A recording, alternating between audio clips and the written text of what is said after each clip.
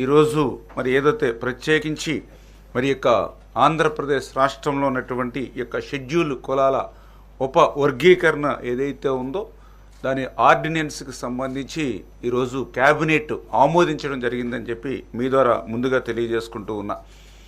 ఏదైతే మరి గతంలో కమిటీ ఇచ్చినటువంటి రిపోర్ట్స్ ఏదైతే ఉన్నాయో మరి దాని ప్రకారమే 7.5, 6.5, 1 అంటే ఈ రకంగా 15% రిజర్వేషన్ ఏదైతే ఉందో మరి ఆ రిజర్వేషన్ కూడా ఏదైతే జనాభా ప్రాతిపదికన అంటే రేపు భవిష్యత్తులో ఏదైతే జిల్లాల వారీగా జనాభా దామాషా ఏదైతే ఉందో దాని ప్రకారం కూడా భవిష్యత్తులో ఆ యొక్క జనాభా దామాషా వచ్చిన తర్వాత అమలు చేసుకునేటువంటి విధంగా మరి ఈరోజు క్యాబినెట్లో కూడా డిస్కషన్ కూడా జరిగిందని చెప్పి తెలియజేసుకుంటూ మరి ఈరోజు ఆర్డినెన్స్కి క్యాబినెట్ ఆమోదం చెప్పడం జరిగింది.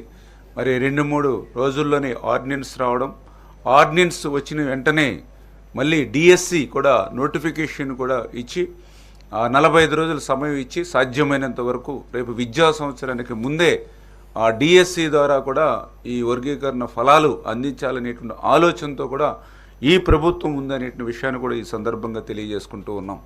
మరి ఏదైతే కరుణాకర్ రెడ్డి చేస్తున్నటువంటి ప్రయత్నం ఏదైతే ఉందో, ఎందుకంటే చాలా క్లియర్గా స్ట్రైట్గా ఈవేళ ప్రజలందరికీ తెలుసు. ఈవేళ తిరుపతి డిక్లరేషన్ తీసుకుని దర్శనానికి రమ్మంటే డిక్లరేషన్ తీసుకోవడానికి కూడా ఇష్టపడక తిరుపతి దర్శనానికి వెళ్ళడం మానేసిన వ్యక్తి జగన్మోహన్ రెడ్డి. మరి నిన్ననే చూసాం మన ఏదైతే ఉప ముఖ్యమంత్రి మరి పవన్ కళ్యాణ్ గారి సతీమణి డిక్లరేషన్ మీద సంతకం పెట్టి ఆవిడ ఏదైతే ఆలయానికి వెళ్ళినటువంటి పరిస్థితి, తలనీలాలు కూడా నిన్న ఇచ్చినటువంటి పరిస్థితి, 17 లక్షల రూపాయలు ఏదైతే అన్న దానానికి విరాళంగా ఇచ్చినటువంటి పరిస్థితి. అంటే ఎంత డిఫరెన్స్ ఉందో చూడండి ఒకరికి. ఇప్పుడు అంటే డిక్లరేషన్ ఇవ్వమని అడిగితే అసలు తిరుపతి వెళ్ళడానికే మానేసినటువంటి వ్యక్తి నువ్వు అసలు తిరుపతి గురించి ఆ టీటీడీ గురించి మాట్లాడేటువంటి అర్హత ఈ వైసీపీ కానీ జగన్మోహన్ రెడ్డి కానీ ఎక్కడ ఉన్నటువంటి పరిస్థితి?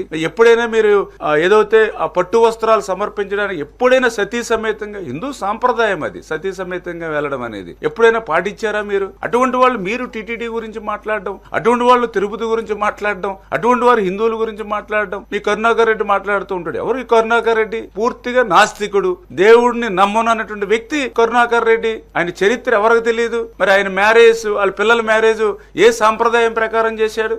మీరందరూ సోషల్ మీడియాలో అన్ని చూశారు. మీరు అన్ని క్రిస్టియన్ మ్యారేజ్ లో చేసిన వ్యక్తులు. మరి నిన్న కూడా ఈవో ఎవరైతే టీటీడీ ఈవో నిన్న చాలా క్లియర్ గా ప్రెస్ పెట్టి ఫొటోస్ ఆధారాలతో సహా చూపించారు. 5 సంవత్సరాల వైసీపీ పాలనలో ఏ రకంగా గోశాలలో మరి ఆ రోజు ఆ గోమాతలు చనిపోవడం గాని, సరిగ్గా ఆ గోమాతలకు వేసేటువంటి పశు దానాన్ని కూడా గత వైసీపీ నాయకులు ప్రభుత్వాలు ఏ రకంగా దోపిడీ చేశారో ఆ రోజు చూసినటువంటి పరిస్థితి. మరి అటువంటి వ్యక్తులు కూడా ఈ రోజు మరి ఇటువంటి తిరుపతి గురించి, పవిత్రమైనటువంటి టీటీడీ గురించి మాట్లాడడం అని అంటే ఇది కేవలం మతాల మధ్య, కులాల మధ్య, ప్రాంతాల మధ్య ఈ రకంగా రాజేసేటువంటి కార్యక్రమం ఏదైతే వైసీపీ చేస్తా ఉందో మరి దాన్ని అన్నింటినీ కూడా ఎప్పటికప్పుడు ప్రజల్ని ఎడ్యుకేట్ చేసి ప్రజల్ని తిప్పికొట్టాలనేటువంటి ఆలోచనతోటే మరి ఈరోజు ప్రభుత్వం పనిచేయాలనేది.